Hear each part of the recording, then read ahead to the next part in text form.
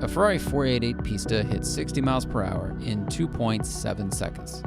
The 2021 Porsche Turbo S does it in 2.6. It's the most powerful turbo yet.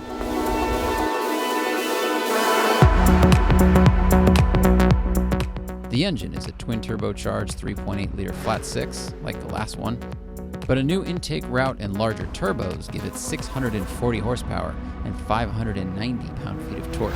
The S model can go from stopped to 124 miles per hour in just 8.9 seconds and complete the quarter mile in 10.5. But it's not just a brute, it's clever as well. The new front axle is liquid-cooled and lighter. An active aerosystem can change downforce and airflow as needed.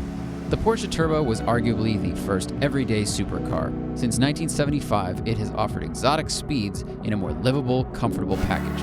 The new one is no different, just a lot faster.